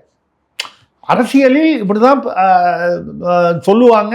வெற்றி தோல்வி அதை தாண்டி தான் நடக்கலாம். ஜெயிச்சிச்சுன்னா பார்த்தீங்களா நாங்கள் அன்றைக்கே சொன்னோம் பாருங்க, தோல்வினா மக்கள் தீர்ப்பு, மகேசன் தீர்ப்புன்னு சொல்லுவாங்க. இதெல்லாம் வந்து எல்லா கட்சிகளுக்கும் பொருந்தும். இதில் திமுக மட்டும் நான் வந்து அப்படி சொல்லலை, எல்லா கட்சிகளுக்கும் இது பொருந்தும். இப்போ பாஜக வந்து தமிழ்நாட்டில் இவ்வளோலாம் கஷ்டப்பட்டு 20 இடத்துல நின்று ஒரே ஒரு சீட்டில் ஜெயிச்சிருக்காங்க. அதுவும் வந்து நீலகிரியில், ஊட்டியில் அவர் வந்து படகணத்தை சேர்ந்தவர். அது ஏதோ ஒரு காரணத்தினால ஜெயித்தாங்க. இப்போ பாஜக தமிழ்நாட்டில் வந்து இனிமேல் எப்படி வந்து கட்சியை வளர்க்கணுன்னா, எனக்கு தெரிஞ்சது ஏதோ சொல்கிற மாதிரி பிரம்மா வந்து இந்தியா எப்போ உருப்படும்னு கேட்டபோது ஒரு கதையில் வரிசையாக சொல்லும்போது, அமெரிக்காலாம் கேட்கும்போது 50 வருஷம், ரஷ்யா எப்போ உருப்படும்னா இன்னொரு 100 வருஷம்னு சொல்லும்போது அவங்களாம் அழுதுட்டு போனாங்களாம். அப்புறம் இந்தியாவை பற்றி ஒரு தமாஷான கதை சொல்லுவாங்க. இவ்வளோ தலைமுறை ஆகும், இவ்வளோ தலைமுறை ஆகும்னு ஒரு நாட்டுக்காக சொல்லிட்டு வந்தாராம். இந்தியாவில் வந்து எங்கள் நாட்டில் ஊழல்லாம் இல்லாமல் அரசியல்வாதிகள்லாம் எப்போ நேர்மையாக இருப்பாங்க, எவ்வளோ நாள் ஆகும் அப்படின்னு சொன்னால் உடனே பிரம்மா ஓன்னு எழுதாராம். என்னன்னு நானே இருக்க மாட்டேன் அந்த பார்க்குறதுக்கு, அது எந்த காலத்தில் ஆகும். இப்படி ஒரு தமாஷான ஒரு ஜோக்கு, இது பல சூழ்நிலைகள். அந்த மாதிரி நீங்கள் அப்படி பார்த்தீங்கன்னா மக்கள் வந்து அதை எப்படி எதிர்கொள்வார்கள்? ரெண்டாவது அது அந்த ஆட்சி எப்படி வந்து ஸ்மூத்தாக நடக்கும்? 2 கட்சியுமே வந்து ஊழல் பண்ணதாக உண்டு. இப்போ செந்தில் பாலாஜி ஊழல் பண்ணார்னா அவர் அதிமுக ஆட்சியில் இருக்கும்போது பண்ண ஊழலுக்கு தான் இன்றைக்கி பதில் சொல்லிக்கிட்டு இருக்காரு. இந்த மாதிரி நிறைய சொத்து குவிப்பு வழக்கு இந்த பக்கமும் இருக்குது, அந்த பக்கமும் இருக்குது. இதில் யார் பக்கம் அதிகமாக இருக்குன்னு வேணால் நீங்கள் ஒரு சமயம் பார்த்தா இப்படி இருக்கும், ஒரு சமயம் இப்படி இருக்கும். ஆக மொத்தம் இந்த ஊழலுங்கிறது வந்து வந்திருக்கு. இப்போ விஜய் வந்து நான் ஊழலே செய்ய மாட்டேன்னு சொல்கிறாரு. வந்ததுக்கு அப்புறம் தான் தெரியும் ஊழலே செய்ய மாட்டேன்னு சொல்கிறவர் 1.5 கோடி புலி படத்தில் வந்து வருமானத்தை மறைச்சாருன்றதுக்கு பெனால்ட்டி அபராதம் போட்டால் கட்ட மாட்டேன்றாரு, கோர்ட்டுக்கு போகிறாரு. கார் வாங்கினது வந்து செகண்ட் ஹேண்டுன்னு சொல்லி வாங்கினது 26 லட்சம் கட்டணுன்னா அது கோர்ட்டுக்கு போகிறாரு. இவர் வந்து ஊழலே பண்ணாமல் இருப்பாரா தெரியல. ஆட்சிக்கு வந்தால் தானே தெரியும். ஆட்சிக்கு வரதே இப்போது எப்படின்றது தெரியல. திமுகனா ஒரு இது சொல்கிறாங்க, நீங்கள் அவர் எவ்வளோ நாள் தாங்கும், இவ்வளோ நாள். இப்போ பாருங்கள், நேரு வந்து நாங்கள் திமுக அண்ணன் தம்பிகள். அப்போது அந்த தேர்தலுக்கு 10 நாள் முன்னால் கொத்தடிமை பாலிடால்னு பேசுனதெல்லாம் அண்ணன் தம்பிகளுக்குள்ளே அப்படி தான் பேசிப்பீங்களா? ஐயா வீட்டுக்குள்ளே பேசிங்களா, வெளியில் பப்ளிக்கில் பேசுனீங்களா? அதை நம்பி தானே மக்கள் வந்து அதிமுகவுக்கு சிலர் ஓட்டு போட்டார்கள், சிலர் திமுகவுக்கு ஓட்டு போட்டாங்க. எவ்வளோ பேர் போட்டாங்க? அப்போ அந்த ஓட்டு போடணும் போது நீங்கள் ஒன்று பேசுவீங்க. உங்களுக்கு விஜய் வரக்கூடாதுன்னு சொல்லும்போது, இப்போ நான் விஜய் வந்து வரணும்னு சொல்லலை. நான் என்ன சொல்கிறேன்னா 108 வாங்கியிருக்காரு, அவருக்கு அந்த வாய்ப்பை கொடுங்க சார். அதே தான் சார் திமுக கூட்டணியில் இருக்கிற எல்லா தலைவர்களும் சொல்கிறாங்க. திமுகவை ஆதரித்த எல்லா பேச்சாளர்கள், பிரகாஷ்ராஜ் எல்லாருமே அதை தான் சார் சொல்கிறாங்க. அவருக்கு ஒரு வாய்ப்பை கொடுங்க. இப்போ விஜய் வந்து பிரகாஷ்ராஜ் போன்றவர்கள், பிரகாஷ்ராஜ் பல சமயத்தில் வேறு வித்தியாசமாக பேசுவார், அதெல்லாம் விட்டுருங்க. பல பேர் விமர்சித்தவர்கள் கூட இந்த நியாயத்தை சொல்கிறார். அதே நியாயத்தை தான் நானும் சொல்கிறேன். அவருக்கு வாய்ப்பு கொடுங்க. ஐயா கவர்னர் அவர்களே, அதில் ஏதாவது ஒரு ஒரு ஒரு அந்த கிளாஸில் எங்கேயாவது ஒரு மூலையில் அவருக்கு வந்து அது வாய்ப்பு இருந்தால் அதை வந்து, ரெண்டாவது தமிழ்நாட்டின் நலன் கருதி அவரை வந்து சட்டமன்றத்தில் ப்ரூவ் பண்ண சொல்லுங்கள். ப்ரூவ் பண்ண முடியாமல் போச்சுன்னா கவர்னர் ஆட்சி கொண்டு வாங்க. இல்லை அதுதான் வேணாம், ஜனாதிபதி ஆட்சி வேணாம், இன்னொரு தேர்தல் இப்போதைக்கு தேவையில்லை. அப்போ திமுக வந்து மறைமுகமாகவோ இல்லை வெளியே இருந்தோ ஆதரவு கொடுத்து யாரோ ஒரு முறை முதல்வராக்கலாம் அப்படின்ற. இல்லை யாரோ ஒரு உரைன்னு யார் சீமான் ஆக்குவீங்களா? அவருக்கு சீட்டு சட்டமன்றத்தில் இல்லை சார். இல்லை சீட்டு இல்லை, வேறு யாரும் ஆக்குவீங்க? இல்லை இப்போ என்னமோ நிறைய பேர் இருக்கா மாதிரி இவ்வளோதானே. 4ல் 1 அவர் சீமானுக்கு சட்டமன்றத்து இடம் இல்லை, அதனால் அவர் ரூல்ட் அவுட். சரிங்களா? பாக்கி 3 விஜயை ஆக்க விரும்பவில்லை, தெரிஞ்சு போச்சு. விஜயே விரும்ப மாட்டார். திமுகவோட ஆதரவோட திமுகவோட ஆதரவோட அவர் வரத்துக்கு வாய்ப்பு இல்லை. அது இல்லை. அப்போ நீங்கள் யாருக்கு கொடுக்கணும்? அதிமுக. ஒன்று நான் சொல்கிற மாதிரி ஆட்சியிலேயே அதிகாரத்தில் பங்கு வகித்து இருக்கலாம், இல்லை வெளியிலிருந்து ஆதரவு கொடுத்துருக்கலாம். வெளியிலிருந்து ஆதரவு கொடுக்குறதாவே வச்சுப்போம். அதிமுக ஆட்சி பண்ணுதுன்னு வைங்க, ஒரு டெண்டர் வருது, நான் யதார்த்தம் பேசுகிறேன், டெண்டர் வருது. அதிமுக என்ன சொல்லுவாங்க, நான் சொல்கிற ஆளுக்கு தான் கொடுக்கணுன்னு. திமுகவில் நான் சொல்கிற ஆளுக்கு கொடுக்கணுன்னு, நான் சொல்கிற ஆளுக்கு கொடுக்கலன்னா ஆதரவு விலைக்குப்பேன்னு சொல்லுவான். ஆக அந்த ஆட்சி வந்து கயிற்றின் மேல் நடக்கும் ஆட்சி தான். எப்படி சினாரியோ வந்து தாவேக்கா கூட்டணி ஆட்சிக்கு பொருந்தும். அதைத்தான் சொல்கிறேன், அதுதான் சொல்ல வந்தேன். எப்படி விஜய் வந்து கயிற்றின் மேல் தொங்கக்கூடிய அந்த கயிற்றின் மேல் நடக்கக்கூடிய ஒரு ஆட்சி தான் மைனாரிட்டி அரசாக இருந்தால் ஓகே அப்படி வருமோ. ஒரு மசோதா வந்து நம்பிக்கையில்லா தீர்மானம் வந்ததுன்னா ஆட்சியே கவிழ்ந்துரும். இது விஜய்க்கு வந்து தமிழ்நாட்டில் நிலையான ஆட்சி வரணுன்றதுக்காக நீங்கள் வந்து விஜயை வரக்கூடாதுன்னு சொன்னீங்கன்னா, அதே கயிற்றின் மேல் நடப்பது தான் அதிமுக திமுக. அது வந்து அதிகாரத்தில் இருவரும் பங்கு, இல்லை ஒருவர் வெளியிலிருந்து ஆதரவு, ஒருவர் வந்து ஆட்சி புரியுறாங்கன்னாலும் அதே கயிற்றின் மேல், அந்த கயிற்றின் மேல் நடக்கக்கூடிய ஆட்சி தான் தமிழ்நாட்டிற்கு இருக்கிறது என்றால் இருப்பதிலேயே எது நியாயம்? யார் அதிகமான வாக்குகள் வாங்கி இருக்கிறாரோ அவருக்கு தான் அந்த வாய்ப்பு கொடுக்கப்பட வேண்டும். ஓகே. அந்த வகையில் எனக்கு தெரியுது விஜய்க்கு வந்து அரசியல் முதிர்ச்சியின்மை நிறைய இருக்குது. இதுக்கு அப்புறமும் தேர்தலுக்கு முன்னாலேயும் இருந்தது, தேர்தலுக்கு அப்புறமும் இருக்குது. ஆட்சியில் வந்தாலும் இப்படி தான் இருக்க போகுது. ஆனால் என்ன செய்கிறது, அவருக்கு தானே போட்டாங்க. அப்படி பார்க்க போனால் மக்கள் பெருவாரியாக வந்து பணத்தை வாங்கி கொண்டு யாருக்கோ ஓட்டு போடுறாங்க. நான் எந்த கட்சியும் பேர் சொல்லலை. ஏதோ ஒரு கட்சி, எக்ஸ் கட்சிக்கு, இந்த மாநிலத்தில் எந்த மாநிலத்திலோ பணத்தை வாங்கி கொண்டோ இல்லை ஏதோ ஒரு வர்ற முதலமைச்சர் புத்திசாலியாக தான் இருக்கணும்னு என்ன வந்து கட்டாயம் இருக்குது. அந்த கட்சியில் யார் வந்து பெரும்பான்மையாக வந்து தேர்ந்தெடுக்கிறாங்களோ அவங்க வர போகிறாங்க. அவங்களுடைய ஆட்சி நடக்க போகுது. பேர் தான் அவங்க ஆட்சியை தவிர அதுக்கு கீழே அமைச்சர்கள், அதை தாண்டி அதிகாரிகள், எவ்வளோ விஷயங்கள் இருக்குது. ஒரு ஆட்சியில் நல்ல விஷயம் நடந்தால் வந்து முதல்வர் வந்து யாராக இருந்தாலும் முதல்வர், இப்போ ஸ்டாலின் வந்து 1% அதிகமாக நம்ம வந்து உத்தரப்பிரதேசத்தோட வாங்கியிருக்கோம், நம்ம தான் இந்தியாவிலேயே முதலிடம் அப்படின்னு பல விஷயங்களை பேசியிருக்கார். அதெல்லாம் உண்மையாக கூட இருக்கலாம், அந்தந்த விஷயங்களை பொறுத்து இருக்குது. அரசியல் ரீதியாகவும் பேசியிருக்கலாம், அது உண்மையும் இருக்கலாம். நல்லது நடந்தால் முதல்வர் வந்து கிரெடிட் எடுத்துப்பார். குற்றங்கள் பெருகினாலோ ஒரு பிரச்சனை வந்தாலோ முதல்வர் என்ன செய்வார்? இதெல்லாம் அதிகாரிகள் பண்ணுறது. இளைய தலைமுறை வந்து மோசமாக போய்விட்டது, கஞ்சா அதிகமாச்சுன்னா முதல்வர் என்ன செய்வார்னா அதை கட்டுப்படுத்துறது தான் முதல்வர். அது ஸ்டாலினாக இருந்தாலும் எடப்பாடியாக இருந்தாலும் நாளைக்கு விஜயாக இருந்தாலும் அதான் நம்ம பேசுகிறது, ஒரே ரூல் தான். நீங்கள் கயிற்றின் மேல் நடக்கக்கூடிய ஒரு ஆட்சி தான் தொங்கக்கூடிய ஆட்சி அப்படின்னால் அது அதிமுக கூட்டணினா பொருந்தாத கூட்டணிங்கிறது எல்லாருக்கும் தெரியும். அவங்களையும் சேர்த்து எல்லாருக்கும் தெரியும். இன்றைக்கி வேணால் நீங்கள் இந்த நாங்கள் அண்ணன் தம்பின்னு இன்றைக்கி பேசுவீங்களே தவிர ஆட்சி அமைச்ச பிறகு ஒரு மாதம் கழித்து நீங்கள் யார் என்ன பேசுவீங்க? ஒருத்தருக்கு ஒருத்தர் 22 வருஷமாக உங்கள் கூட கூட்டணி இருந்தாங்க. இதில் வந்து காங்கிரஸை நான் வந்து சப்போர்ட் பண்ணல. திடீர்னு வந்து 22 வருஷமாக எங்களை பிடிச்ச சனியன் விட்டுதுன்னு ஆர்எஸ் பாரதி பேசுகிறாரு. தேர்தலுக்கு முன்னால் ஏன் அந்த சனியனோட போய் கூட்டணி வச்சிங்க? அதுதான் சனீஸ்வரன் உங்களை பாதிக்கும்னு தெரியுது இல்லை? அப்போ ஏதோ ஒரு லாபத்துக்காக வச்சிங்க இல்லை? அது 22 வருஷமாக வந்து வீல் சேர்லேருந்து ஒரு சோனியா காந்திகிட்ட போய் என் பொண்ணை வந்து சிறையிலேருந்து விடுதலை பண்ணணும், அப்புறம் என் பையனை வந்து அமைச்சராகணும், என் பேரனை வந்து அமைச்சராகணும்னு வந்து கருணாநிதி ஐயா கேட்ட போதெல்லாம் காங்கிரஸுடைய குணம் தெரியலையா அவங்களுக்கு? அவங்க துரோகிகள், அவங்க துரோகம் பண்ணக்கூடியவர்கள், குணம் கெட்டவர்கள். அப்போ குணம் கெட்டவர்கள்னு தெரிந்தே அவர்கள் கூட இவ்வளோ நாள் கொடுத்தனம் பண்ணிங்கன்னா யார் குற்றவாளி? இல்லைங்க சார், அவங்க எதிர்பார்க்கறது என்னென்னா திமுக கிட்ட ஒரு பேச்சுவார்த்தை நடத்திட்டாவது காங்கிரஸ் வெளியேறி இருக்கலாம் அப்படின்றது. இல்லைங்க, நான் காங்கிரஸ் பண்ணின துரோகத்தை வந்து நான் நியாயப்படுத்தவே இல்லை. அதனால் நான் வந்து அதை பற்றி சொல்லலை. காங்கிரஸ் செய்தது துரோகம்தான். அது வந்து செய்திருக்கக்கூடாது. தேர்தலில் வந்து அவ்வளோ தூரம் ஒன்றா இருந்திருக்காங்க.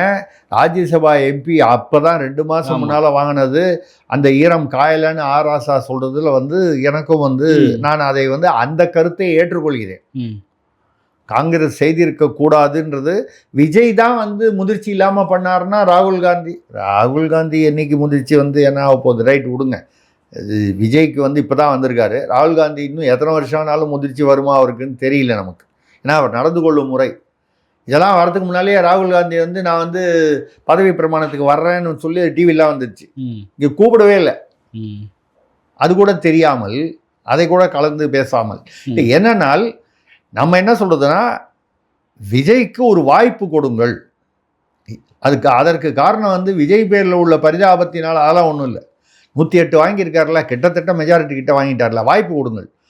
அவர் அதில் வந்து தோற்றால் உங்களுக்கு நல்லது தானே. மறுபடியும் தேர்தலை சந்திக்க வேண்டாம்னா அதுக்காக வந்து என்ன வேணாலும் பண்ணுறதா? ஜனாதிபதி ஆட்சியை நோக்கி போனால், இல்லை ஆளுநர் ஆட்சியை நோக்கி போனால் தமிழ்நாடு ஒரு 6 மாதம் வந்து வதைக்கப்படும் அப்படின்ற ஒரு இதுவும் சொல்லப்படுது சார். அப்போ விஜய் ஆட்சி அமைப்பதையாவது தடுக்காமல் இருங்கள்.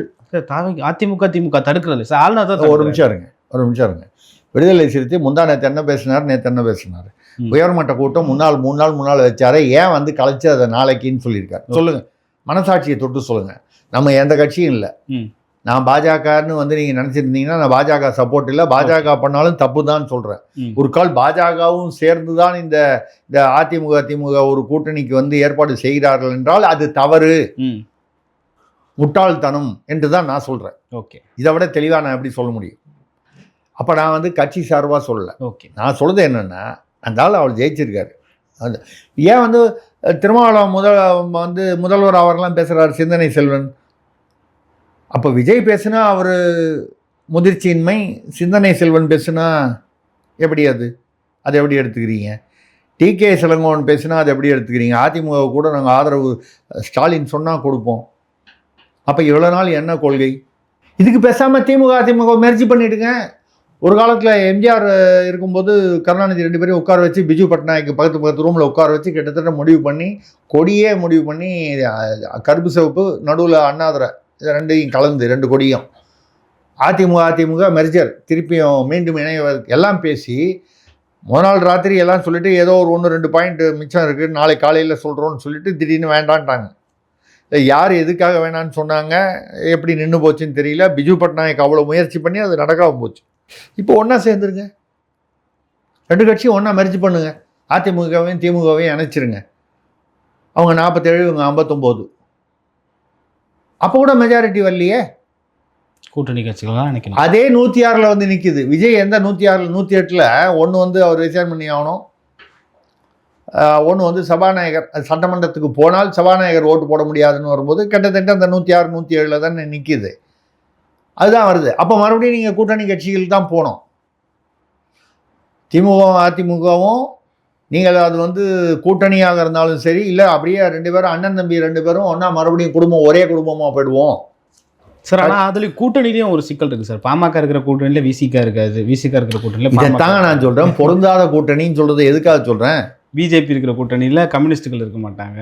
ஆமாம், இந்த மாதிரி பர்முட்டேஷன் காம்பினேஷன் எவ்வளோ இருக்குது. இதெல்லாம் இல்லாமல் வந்து இதை தாண்டி நான் என்ன சொல்கிறேன்னா, தேர்தலுக்கு முதல் நாள் வரைக்கும் நீங்கள் அதிமுகவும் திமுகவும் ஒருத்தருக்கு ஒருத்தர் வந்து விமர்சனம் பண்ணிட்டு நாங்கள் செய்தது நல்லாட்சின்னு இவங்க சொல்ல, நாங்கள் வந்து சாதனை ஆட்சின்னு சொல்ல, அவங்க திருடன் கொள்ளக்காரன் இவங்க சொல்ல, அவர் தான் கொள்ளடிச்சாருன்னு சொல்ல, பாலியல் வன்முறை அங்கே நடந்ததுன்னு இவங்க சொல்ல, இங்கே சொல்ல அதான் பாலிடாலு கொத்தடிமை இவ்வளோலாம் பேசிட்டு இன்றைக்கி வந்து நீங்கள் 2 பேரும் கூட்டணி வைக்கிறீங்கன்னா மக்கள் உங்களை எப்படி பார்ப்பார்கள்?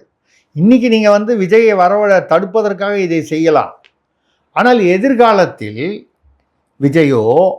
விஜயை போன்றவர்களோ, அது சீமானா இருக்கலாம், இல்லை இவங்க 2 பேருமே இல்லாமல் புதுசாக யாரோ ஒரு வரவு வரலாம். அவர் நடிகராக இருக்கலாம், இல்லை வேறு யாராவது ஒரு அரசியல்வாதி புதிய கட்சியார். அதாவது நான் சொல்கிறது என்னென்னா, அவங்களாம் வர்றது எவ்வளோ நாள் ஆகும் அதெல்லாம் விட்டுருங்க. மக்கள் அதிமுக திமுகவில் மீது இருக்கக்கூடிய நம்பகத்தன்மை வந்து என்ன ஆகும், என்ன பேசுவாங்க? 2 பேரும் திருடனுங்க, இதில் ஒருத்தன் திட்டிக்கிட்டானுங்க, நம்ம தான் ஏன் ஏமாந்து போயிட்டோம், இந்த எண்ணம் மக்களுக்கு வருமா வராது? அந்த வகையில் நீங்கள் குறுகிய கால நன்மை என்று நீங்கள் நினைத்து கொண்டு என்னென்னா பாஜக வரக்கூடாதுன்னு சொல்கிறீங்க. அது ஒரு எண்ணமாக இருக்கலாம். கவர்னர் ஆட்சி வந்தால் ஒரு கால் திமுக கவலைப்படலாம், ஒரே எஃப்ஐஆர்லாம் பதிவு பண்ணி கைதெல்லாம் பண்ணிவிடுவாங்கன்னு. ஏன் திமுக ஆட்சி பண்ணாலும் அது பண்ணலாமே. Okay sir. இப்போது சோசியல் மீடியாவில் வர்றது என்னவா இருக்குன்னா, தாவேக்கா தரப்புலேருந்து ரூட் என்ற ஒரு அமைப்பை வச்சுக்கிட்டு இந்த மாதிரியான வதந்தியை இவங்கள கலப்பி விட்றாங்க. திமுக வச்சு ரூட்டுன்னு ஒரு அமைப்பை வச்சுக்கிட்டு, பெண் மாதிரி ரூட்டுன்னு ஒரு அமைப்பை வச்சுக்கிட்டு இந்த மாதிரி ஒரு வதந்தியை கலப்பி விட்டு மக்கள் மத்தியில் எதிர்ப்புணர்வை ஏற்படுத்துகிறாங்கன்னு சொல்கிறாங்க. யாருக்கு எதிர்ப்புணர்வு? திமுக அதிமுக மேலே எதிர்ப்புணர்வை ஏற்படுத்துகிறாங்க. இல்லைங்க, இப்போது டிகே இளங்கோவன் வந்து நேற்று பேசுனது வேற. நேற்று பேசுனது வந்து ஸ்டாலின் அவர்கள் சொன்னால் நாங்கள் அதிமுகவையும் ஆதரிப்போம்னு பேசினாங்க. பத்திரிகையாளரோட கேள்விக்கு திமுக சேருமா கேள்விக்கு பதில் சொன்னீங்க, பேசுனீங்க, அறிக்கை அதெல்லாம் விட்டுருங்க. ஓகே, சொன்னீங்களா இல்லையா? இல்லைன்னா நோ கமெண்ட்ஸு, இல்லை வந்து ஸ்டாலின் அவர்கள் எடுக்கும் முடிவுக்கு நாங்கள் கட்டுப்படுவோம் சொல்லி நிறுத்த வேண்டியதானே. அதிமுக ஆதரவுக்குன்னா அதற்கான வாய்ப்பு இல்லைன்னு சொல்லுங்கள். ஓகே, இல்லை அதை முடிவு செய்ய வேண்டியது வந்து தலைமை தான் சொல்லிட்டு விட்டுட்டு போங்களேன், நான் சூக்கா விட்டு போங்களேன். நீங்கள் அப்படி பேசுனீங்க. இன்றைக்கி பேசும்போது என்ன சொல்கிறாரு? திமுகவும் அதிமுகவும் 2 துருவங்கள். அதைத்தானே நான் சொல்கிறேன். இன்றைக்கி டிகே இளங்கோவன் என்ன பேசுகிறான்? 2 துருவங்களாக உங்களை காண்பித்து கொண்டீர்கள். 2 துருவங்களா இல்லையா? அப்போது அதிமுக ஆட்சியில் யார் டெண்டர் எடுத்து கமிஷன் வாங்கினானோ அதே கான்ட்ராக்டரை வந்து திமுக ஆட்சியிலையும் பயன்படுத்துகிறீங்க. 2 துருவங்களாக இருந்தால் அப்படி பயன்படுத்துவீங்களா? கொடநாடு கேஸில் வந்து ஏன் வந்து கேஸ் வரவே மாட்டேங்குது? திமுக பேரில் உள்ள சில விஷயங்கள் வந்து ஏன் வந்து பெருசாக வரமாட்டேங்குது? அதிமுக ஆட்சியில் அட்ஜஸ்ட்மெண்ட்டாக மக்களுடைய கேள்விகள் வந்து பொதுவான கேள்விகள், கட்சி சார்பற்ற கேள்விகள். சரி, அதெல்லாம் வந்து ஏதோ சில யதார்த்தங்களை கருதி அந்த மாதிரி இருக்காங்கன்னு வச்சுப்போம். இது வந்து இவங்க 2 பேருக்கு மட்டும் இல்லை. அங்கே பார்த்தீங்கன்னா கூட வந்து நேஷனல் ஹெரால்டு இதில் வந்து சுப்பிரமணிய சாமி கேஸ் போட்டு எல்லாம் பண்ணாங்க. மோடி வந்து உடனடியாக வந்து சோனியாவையும் ராகுல் காந்தியும் கைது பண்ணிட்டாரா? அப்போ நான் சொல்லும்போது ஏதோ திமுகவுக்கு எதிராக தான் நான் பேசுகிறேன்னு சொல்லலை. அங்கேயும் அதான் நான் சொல்கிறேன். அது அரசியல் கட்சிகள் வரும்போது சில இடங்களில் வந்து இன்றைக்கி அவங்கள இப்படி பண்ணோம்னா நாளைக்கு அவங்க ஆட்சிக்கு வரும்போது நம்மளை இப்படி பண்ணுவாங்க அப்படிங்கிற ஒரு ஒரு ஒரு அது ஒரு ஒரு விதமான அட்ஜஸ்ட்மெண்ட் இருக்க தான் இருக்கும் எல்லா கட்சிகளுக்கும். அதை பற்றி நான் கவலைப்படல. அது எப்பவும் இருக்கிறது, அதில் தவறு கூட இல்லைன்னு சொல்லுவேன். ஒரேடியாக போய் நம்ம வந்து அப்படி போய் பண்ணால் அதுவே வந்து மிஸ்ஃபயர் ஆகும். இப்போ விஜயை நீங்கள் எவ்வளோ, நான் சொல்லுதெல்லாம் அதானே திருப்பி மக்களுக்கு நியாயம் கிடைக்க வேண்டும் என்பது ஒரு பக்கம் இருக்க, விஜயை நீங்கள் தடுக்க அவர் மீது உள்ள அனுதாபம் அதிகமாகும். மறுபடியும் தேர்தல் எப்போ வச்சாலும், கவர்னர் ஆட்சிக்கு வச்சாலும் சரி, 6 மாதம் கழித்து வச்சாலும் சரி, 1 வருஷம் கழித்து வச்சாலும் சரி, மக்களிடம் அவர் என்ன முறையிடுவார்? 108 சீட் வாங்கி என்ன முதல்வராக விடாமல் திமுக பண்ணிச்சா, அதிமுக 2 பேரும் சேர்ந்து பண்ணாங்க அப்படின்னு வரும்போது மக்கள் வந்து 108க்கு பதில் 130 150 போட்டு அவர் ஜெயிக்க வச்சா என்ன பண்ண போறீங்க? அப்போ விஜயை நீங்களே வளர்த்து விடுவதாகும். இன்னைக்கு நீங்கள் குறுகிய கால நன்மைக்காக செய்வது உங்களுக்கு எதிராகவே அமையும் எதிர்காலத்தில். நான் வந்து சொல்றது வந்து விஜய் வரணும் வரக்கூடாதுன்னு சொல்ல. ஐயா, நீங்கள் விட்டீங்கன்னா அவர் போய் ஒன்று ஆட்சி அமைக்க முடியாமல் ஃபெயில் ஆகிடுவார், இல்லை ஆட்சி அமைச்சு நிறைய தவறுகள் செய்தால் நீங்கள் சட்டமன்றத்தில் கிழிப்பீங்க. உங்களுடைய அனுபவத்துக்கு 2 பேருமா கிழிக்கலாம். அவர் காங்கிரஸோட போய் சேர்ந்தாருங்கிற ஒரு கோவத்தில் வந்து பாஜக வந்து ஒரே ஒரு சீட்டாக இருந்தாலும் எங்கெல்லாம் அவருக்கு வந்து என்ன சொல்கிறது, அங்கங்கே ஆணி பிடுங்கி விடணுமோ அது பாஜக அரசு செய்யும். ஏன்னா காங்கிரஸோட சேர்ந்தாருன்றதுனால மும்முனை தாக்குதல் வரும். தாக்கு பிடிக்க முடியாமல் அவர் போனாலும் அன்னைக்கு நீங்கள் ஜெயிச்சுட்டு போங்க. பாஜக உள்ளே வந்துடும்னா பாஜக எப்படி உள்ள வரும்? இப்போ தான் ஒரு சீட்டு அவங்க என்னைக்குங்க வந்து 118 வாங்குறது? எந்த காலத்தில்? அவங்க ஒன்று அதிமுகவை கண்ட்ரோல் பண்ணணும், இல்லை விஜயை கண்ட்ரோல் பண்ணணும், இல்லை திமுகவை கண்ட்ரோல் பண்ணணும், இவ்வளோதான். இப்படி தான் வந்து அவங்க தமிழ்நாட்டில் வந்து அரசியல் இப்போதைக்கு நடத்த முடியும். நான் சொல்கிறது அடுத்த 10 வருஷத்துக்கு. இந்த ஒன்று திடீர்னு வந்து 118 ஆகணும்னா ஆகவே ஆகாது, ஆகக்கூடாதுன்னு நான் சொல்லலை. அதுக்கு காலம் நிறைய இருக்கிறது. இல்லை நடுவில் கிளப்பி விட்டாங்க. ரஜினி போய் பார்த்தாரு, ஸ்டாலினை பார்த்தாரு.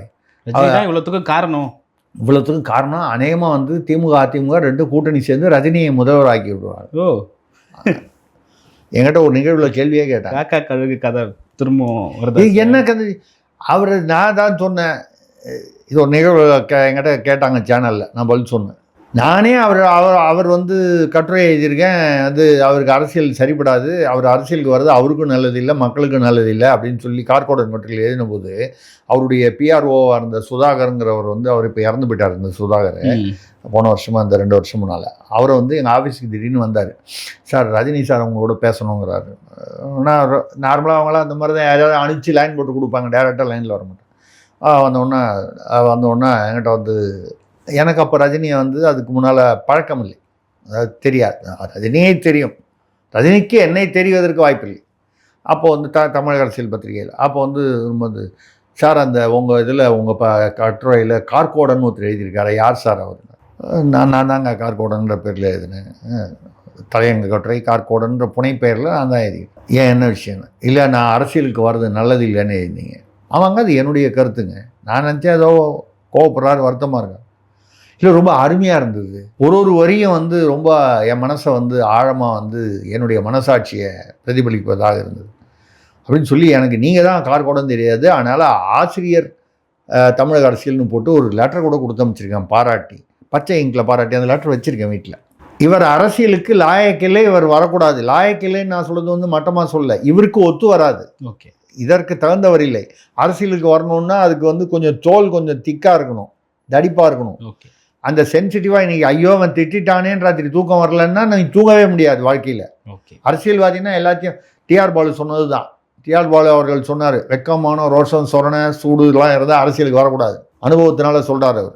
நிற்க வச்சு அண்ணாமலை கேள்வி கேட்டபோது 10 கப்பலில் 2 கப்பல் தான், அதுவும் வந்து யார்கிட்ட கடை வாங்கினீங்கன்னா ஒரு கம்பெனியில் வாங்கினா உங்கள் பையன் தான் அந்த கம்பெனி ஓனர்னா, அது எனக்கு தெரியாது, என் பையன் தான் அந்த கம்பெனி வச்சுருக்காரு, எனக்கு இன்னி வரைக்கும் தெரியாது. இப்படி சொல்லக்கூடிய நிலையில் இருந்தால் தான் அந்த அரசியல்வாதியாக போகணும். என் பையனோட கம்பெனியில் வாங்கினேன்னு. இப்போ கூட வந்து பல அரசியல் தலைவர்கள் வந்து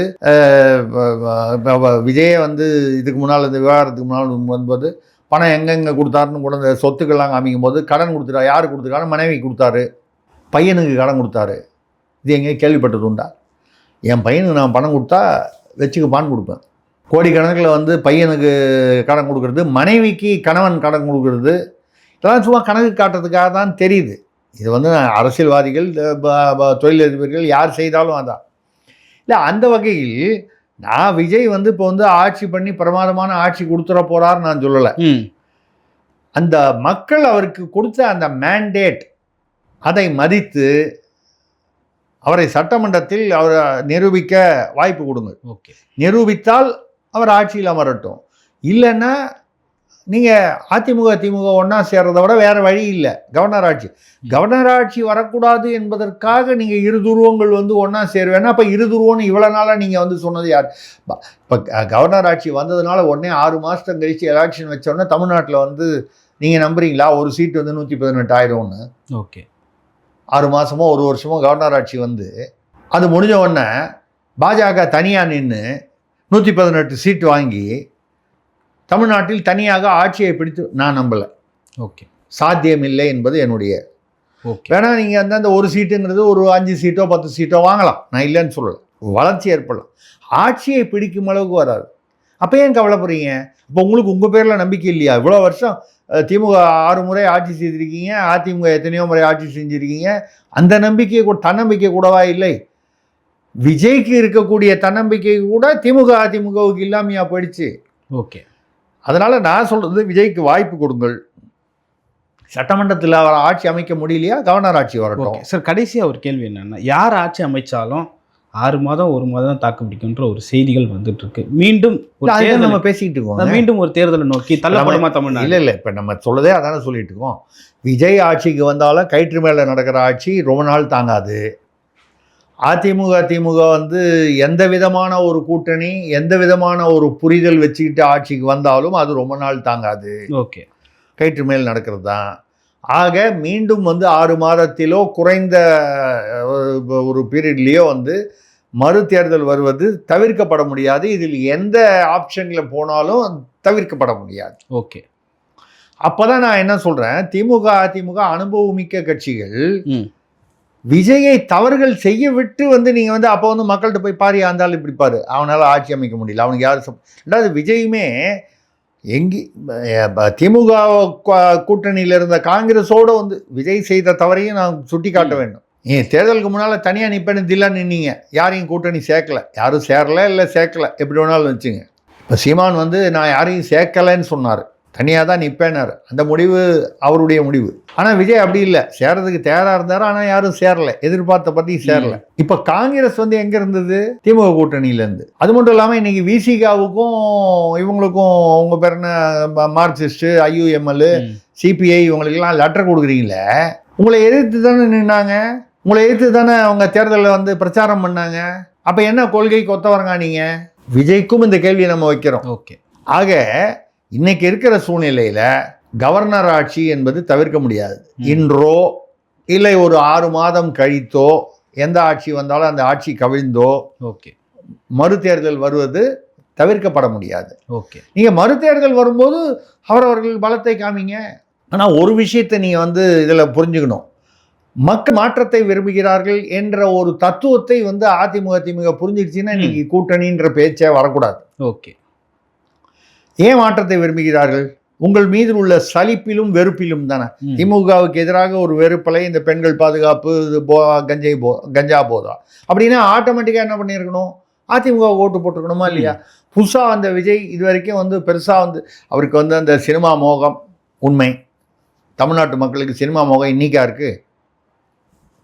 இன்னைக்கிலேருந்து ஒரு எம்ஜிஆர் ஜெயலலிதா இருக்கும்போது அது மட்டும் நம்ம ஏற்றுக்கிறோம். இவர் ரஜினிகாந்துக்கு இன்றைக்கும் வந்து ரஜினிகாந்த் போய் வந்து அவர் முதல்வராக வருவார்னு ஒரு எதிர்பார்ப்பு, ஒரு சும்மா ஒரு வதந்தி வருதுன்னா கூட அதுக்கு காரணம் அந்த சினிமா. ரஜினிகாந்த் வந்து இன்னும் சொல்ல நான் வந்து முதல்வராக வரப்போகிறேன்னு சொல்லலை, நான் தான் வந்து அவர் போய் ஸ்டாலினை பார்த்துட்டு வந்தார்னா, அவங்க குடும்ப கம்பெனி ரெட் ஜெயண்ட் இருக்குது, இன்னொரு 2 படம், நான் அவர் 75 வயசு ஆனாலும் இன்னும் 2 படம் நடிக்கலாம், 4 படம் நடிக்கலாம்னு ஆசையாக அவருடைய விருப்பமாக இருக்கலாம். இல்லை ரெண்டாவது ஸ்டாலின் ஒரு நண்பராக இருந்திருக்காரு, தோல்வி சமயத்தில் போய் வந்து ஒரு கவலைப்படாதீங்க, ஏன்னா ஒரு முதல்வராக இருந்து அவருடைய தொகுதியில் தோக்குறதுங்கிறது கொஞ்சம் வருத்தமான விஷயம், அந்த வருத்தத்தில் ஒரு ஆறுதல் தெரிவிக்கலாம் அப்படின்னு போயிருக்கலாம். அது ஒரு இயல்பாக நடக்கக்கூடியது. அதுக்கு கண்ணு காது மூக்கெல்லாம் வச்சு ரஜினிகாந்த் தான் வந்து இதுக்கு எல்லாத்துக்குமே காரணம், அவர் தான் முதல்வராக போகிறாரு. ஏன் 108 சீட்டு வாங்கின விஜயே முதல்வராக காணோம், வழி இல்லை, ரஜினிகாந்த் எப்படி முதல்வராவார்? இதுதான் வந்து இன்றைய நிலை, குழப்பமான நிலை தான் இருக்கிறது. என்னை பொறுத்தவரை மறுதேர்தல் என்பது வந்தே தீரும். ஓகே, நான் அது உடனே வரப்போதா, 6 மாதம் கழிச்சு வரப்போதா, விஜய் ஆட்சி அமைச்சு கவுந்து வரப்போதா, அதிமுக புரிகளோட ஒரு ஆட்சின்னு சொல்லி அதுக்கப்புறம் வரப்போதா, வரப்போகுது. நீங்கள் கவர்னர் ஆட்சியை தவிர்க்கணும் அப்படின்னு சொன்னால் அது வந்து தள்ளி போடலாமே தவிர தவிர்க்க முடியாது. ஓகே, கவர்னர் ஆட்சி வந்ததுனாலேயே பாஜக உள்ளே வந்துரும்னு சொன்னால் இந்த இந்தி உள்ளே வந்துரும்னு சொல்கிற மாதிரி தான். ஓகே, அது வந்து ஒரு வெற்று வார்த்தைகள் தான். கவர்னர் ஆட்சி வந்தால் கூட எத்தனையோ முறை கவர்னர் ஆட்சி வந்ததுக்கப்புறம் பாஜக வந்திருக்கு. இப்போ நான் கர்நாடகா 2018 உதாரணம் சொன்னேன், அவங்க 104 சிங்கிள் லார்ஜஸ்ட் பார்ட்டி வாங்கினா ஆட்சி அமைக்க முடியலையே. பாஜக மத்தியில் இருந்தது, பாஜகவுக்கு ஆதரவாக ஒரு கவர்னர் செயல்படுவார் என்று எதிர்பார்க்கக்கூடிய சூழ்நிலையில் கூட ஆட்சி அமைச்சது வந்து காங்கிரஸும் ஜனதாதளும், தேவகவுடா பையனும். அதுக்கப்புறம் அவங்க அடிச்சுக்கிட்டு அது வந்து பிரிஞ்சுது. அது அரசியல். ஓகே, அதாவது பொருந்தா கூட்டணி அமையும் போது அது வந்து கொஞ்ச நாள் தான் ஓடும்.